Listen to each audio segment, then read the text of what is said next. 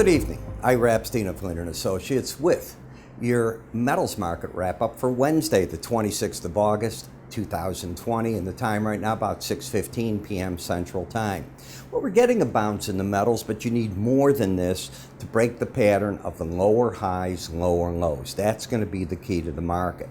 We have the Jackson Hole Symposium. That's where the Kansas City Fed holds their symposium for central bankers all over the world. They would normally fly in, and it's a very big to-do. Not going to happen this year. It's all going to be virtual.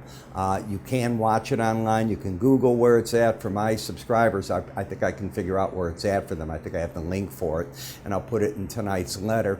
I certainly will be watching it. Financial TV is going to watch it as well. So you can decide what you want to do. I think the theme that you're going to find out is that central bankers are willing to keep interest rates very low for a longer period than necessary, because almost to the bank, they haven't been able, and I'm talking the major developed countries, they haven't been able to get inflation targets to be hit. With interest rates zero or below it, what's the rush to get them up to fight inflation? There isn't any, so let the inflation grab hold, let the economy take advantage of these low rates. That, of course, weighs against gold in the near term, but it does help base metals to a degree, and certainly the copper. And you saw that in today's durable goods orders, which were super strong. For the week, and this is wrong, as of, they're saying here August 25th, and I don't even know if that's right, 1911.80. No, I know the market's around 1960 right now, so it's not continuing to go down, it's going up. I wrote the vendor before I did this and told them to get that fixed. These are correct charts. And in this chart, what we had today for a first time in a while is an outside day up at the bottom of a trade area. And again, you are caught in what I have labeled this big swift break, and you haven't gone anywhere other than just playing around in that. You haven't tried to break out of either side of it. To say that the downtrend is ending, you really need to get over 1970.30, because then you could say you've got a lower low and a higher high. Until that occurs, the bears are still in control of the pattern. Now, the market would have to close over 1981.80 tonight, or tomorrow you could say, in order to say the bias has changed. So if you were to take out 1970.30, I still think between that and the next $10 would be some resistance to that point. Nothing on this chart, on this current formation, can turn bullish, but it can end this wave of the downside.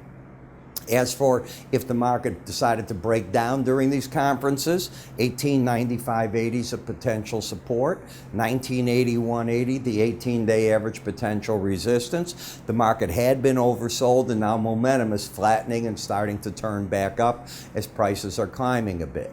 The gold-silver ratio, even on the decline, silver gained on gold, and you can see that right through here. Now, it hasn't gotten through the old lows, but it could. And I still think silver looks pretty darn good overall, especially as we looked at durable goods orders. We're looking at economic activity. We know GDP tomorrow is going to stink. The market is anticipating a 32.5% decline. So that's the number you're going in with. When we look at silver, the rally tonight, you got up to 27.81, did take out 27.77.5. So you've now broken the downtrend. Here it was to the downside, and here you are. That's 2 days later, so I don't care what it does on a rally now. And tonight's rally said, okay, I'm through with that. So the 18-day average, you hear me say this so often that I call it the line in the sand, is what the market's fighting at and looking for its footing. Now I get excited because I'm looking for the next wave of a trade that makes sense to me. It either is going to be a bear trend under the 18-day average that has some momentum after sideways action, or a new uptrend. I'm waiting to see which one.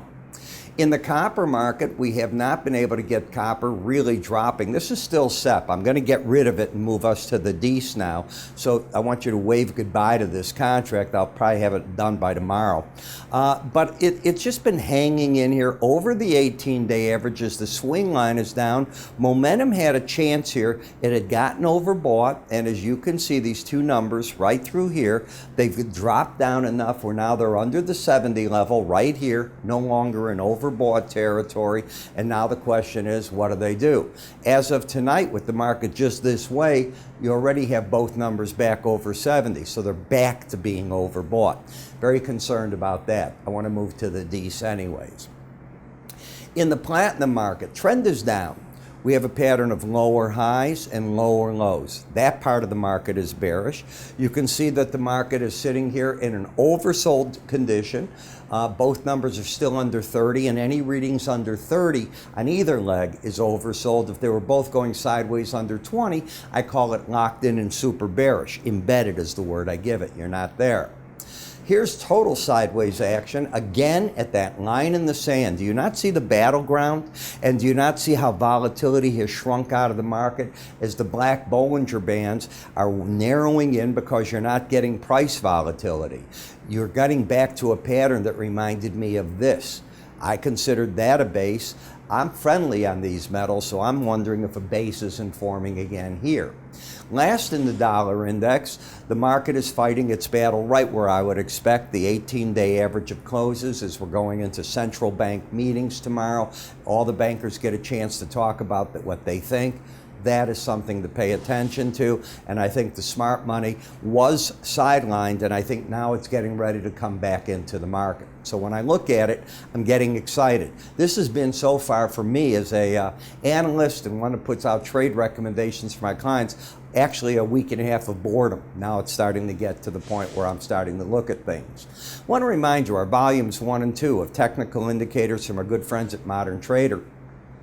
This explains so much of what I'm doing right here. These are the primers, right here. I mean, it's right in front of you. It's better than everything I have found Googling these things. So if you'd like to get it, we send it to you. You can print them out. You can read them on your screen, whatever you'd like. They're volumes 1 and 2. Each one's about 20 pages long, fully printable, in color, cool as can be. How do you get it? Go to our website. Go to the free offers section on the bottom right of our page. You'll see it all there. I'm Ira Epstein. You have a good day, and I'll see you tomorrow.